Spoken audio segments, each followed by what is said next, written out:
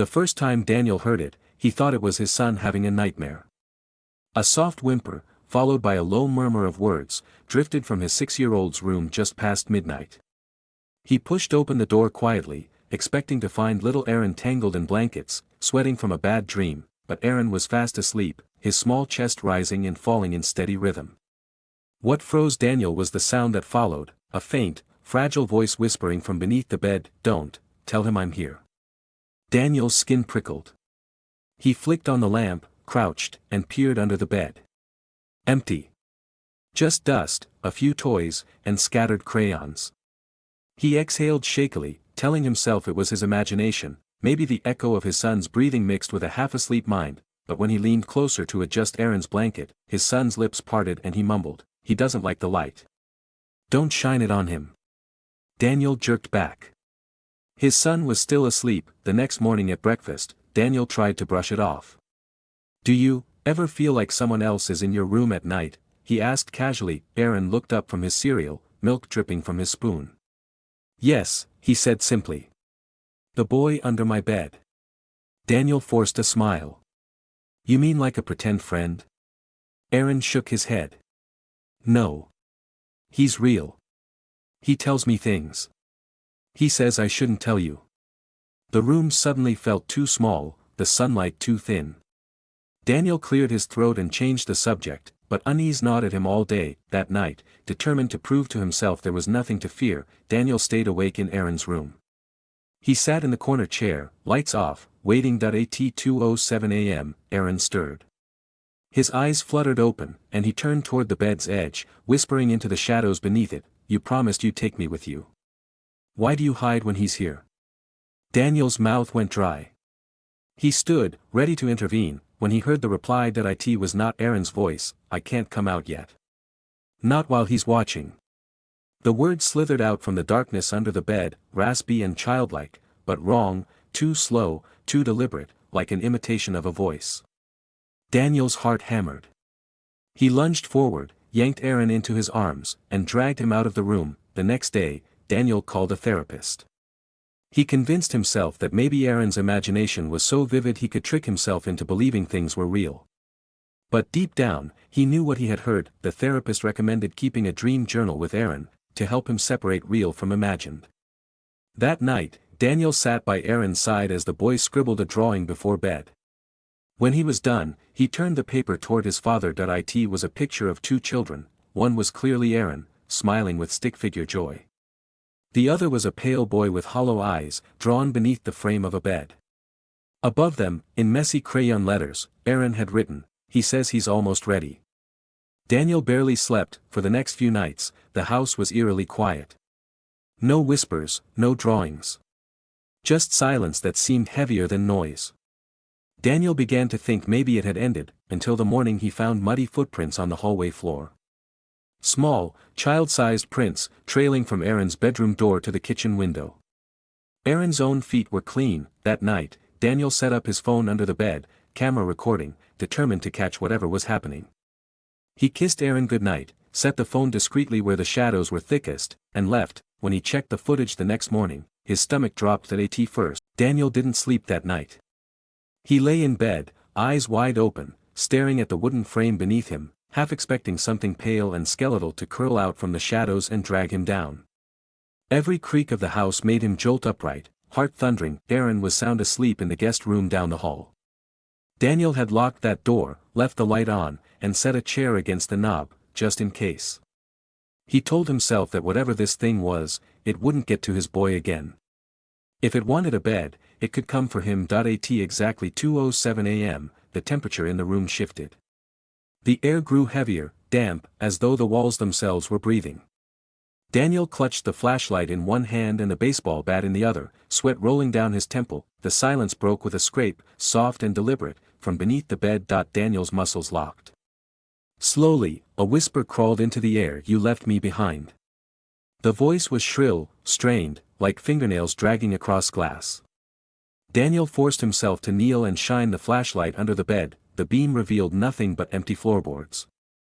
No dust, no toys, no pale boy. Then the mattress above him shifted. Daniel jumped back, eyes snapping upward.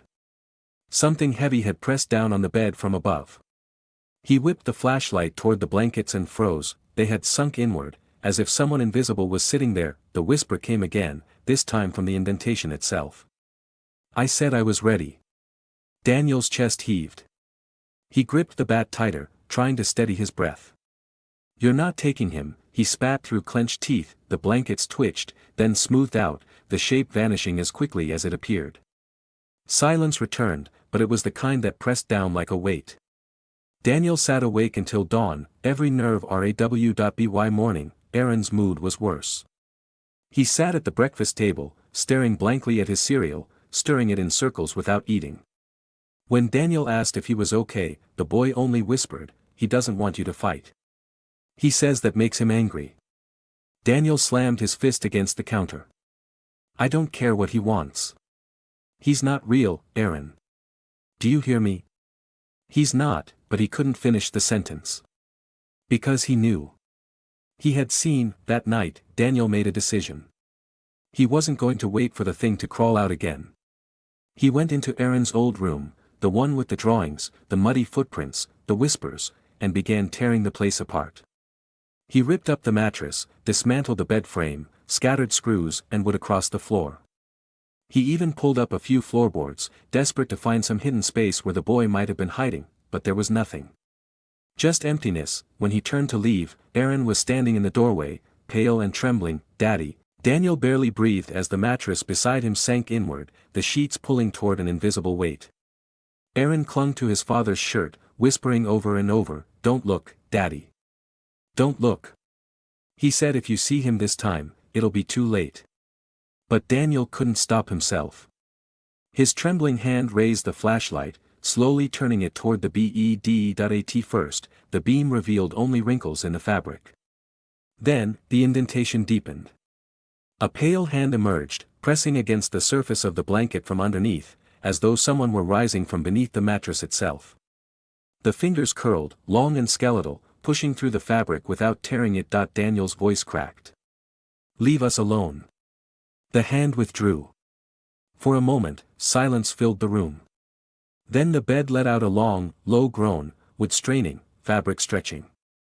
Something shifted inside the frame, as if the bed itself were breathing. Aaron lifted his head, his small voice carrying a chilling calm.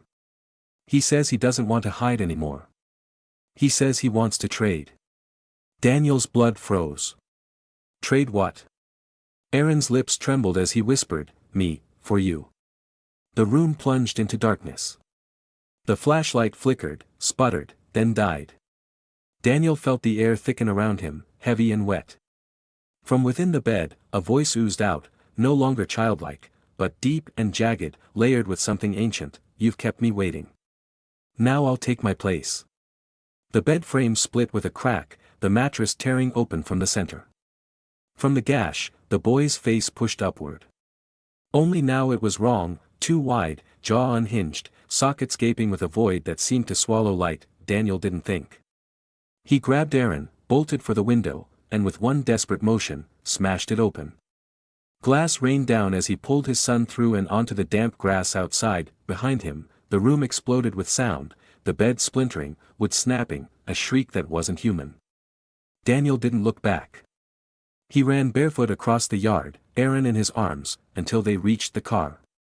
His hands shook so badly he could barely fit the keys into the ignition. The engine roared, and he sped down the road, not daring to glance in the rearview mirror. Hours later, they reached a cheap motel on the edge of town.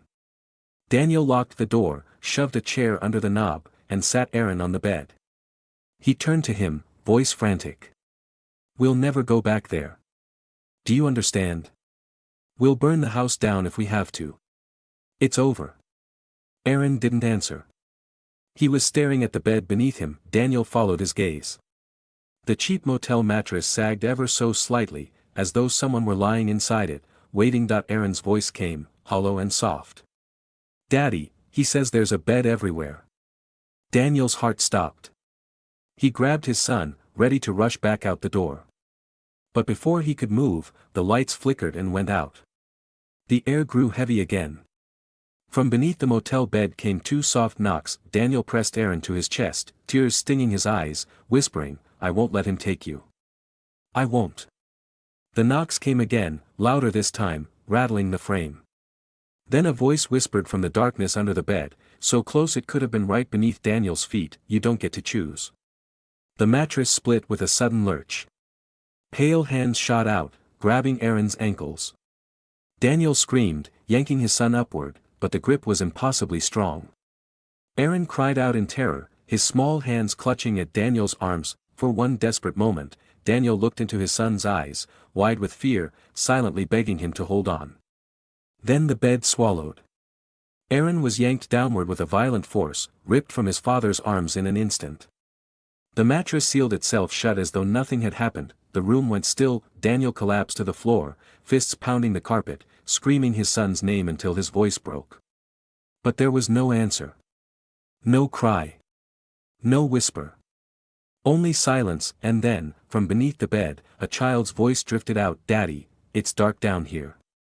Daniel's head snapped up. It was Aaron's voice that he crawled forward, hands trembling, tears blurring his vision.